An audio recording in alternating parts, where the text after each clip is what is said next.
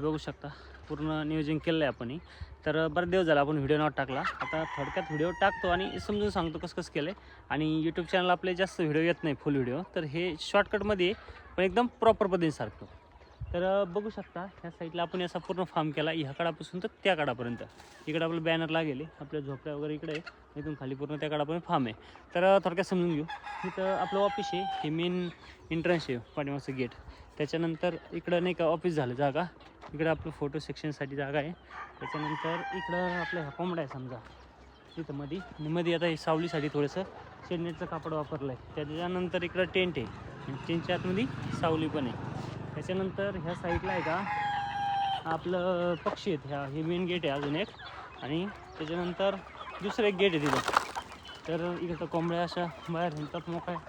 त्याच्यानंतर इथं टाकीचं स्टँड आहे, तिथं टाकीचं स्टँड आहे आणि खाली टाकी आहे, खाली हौदामध्ये पाणी पडत आहे. इथं आमचं पूर्ण नियोजन आहे, इथं पूर्ण हे ठेवलेलं आहे, म्हणजे काय म्हणतो आपण त्याला, टेंट आहे आणि त्याच्यामध्ये पक्षी मोकळे आहेत. इथं भांडे वगैरे बसायचं काम चालू आहे. बाकी त्याच्यानंतर आणतो दाखवतो कसं केलं आहे नियोजन. हे आमचं पर आहे, पर इकडं बघ. हे कोण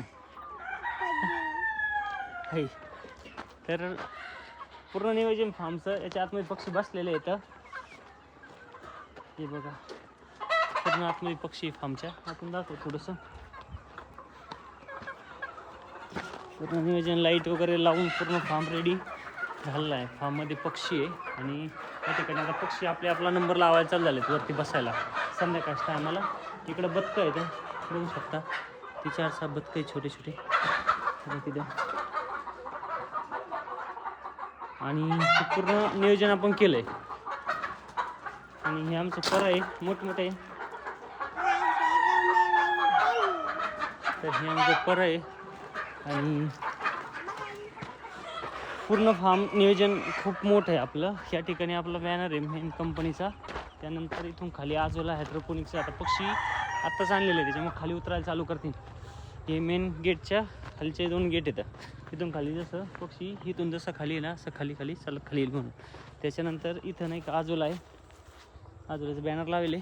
इथं आपला शेवगा तुती चिरी लावले, काँग्रेस पण लावलेलं आहे म्हणजे उतरलेलं आहे. त्यानंतर या ठिकाणी हायड्रोपोनिक्सचं सेटअप बसवलेलं आहे. आता हायड्रोपोनिक कसं काय ते थोडं सांगतो. हे बघू शकता ह्याच्या आतमध्ये हायड्रोपोनिक आहे, हायड्रोपोनिकचं सेटअप केलं आहे. त्याच्यानंतर आपल्या इकडे एक शेड आहे खाली त्या कोपऱ्यामध्ये लांब बघू शकता, जवळ बघू. हे चिरी लावली, तिकडे शेवगा आहे, हा शेवगा आहे. असं पूर्ण फार्ममध्ये शेवगा चिरीनं भरवलेलं आहे, साईडनं नारळ वगैरे लावून आणि मॅनेजमेंट केलेलं आहे. तर मला सांगायचं हे की आता आपण बऱ्याच दिवसापासून व्हिडिओ यूट्यूबला टाकले नव्हते आणि गावरान कुक्कुटपालन हे मोठ्या लेवलला स्ट्रॉंग लेवलला करायचं असेल तर त्याला पद्धतशीर फार्म पाहिजे आणि पद्धतशीरच मॅनेजमेंट पाहिजे.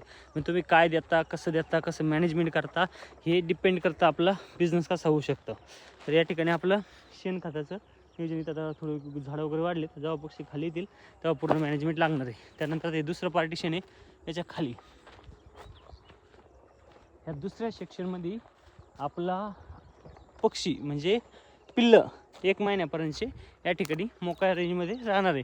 त्यासाठी आपलं हे नियोजन आहे का बघू शकता. त्याच्यामुळे पक्षी ठेवले ते आणि थोडंसं काम बाकी असल्यामुळे आपण पण पक्षी शिफ्ट केले दुसरीकडं. तर आपली कंपनी खूप मोठ्या प्रमाणात काम करते, मोठ्या लेवलला काम करते. आपला मोठा बिझनेस करायच्या हिशोबाने चालू आहे. त्याच्यामुळे कोणाला जॉईन करू शकता. पक्षी घ्यायचे असेल किंवा ट्रेनिंगला यायचं असेल तर येऊ शकता. तुम्हाला पूर्ण अपडेट देऊ आपण कशा पद्धतीने करायचं काय. तर हे पूर्ण फार्म आहे, कसा वाटतो काय वाटतो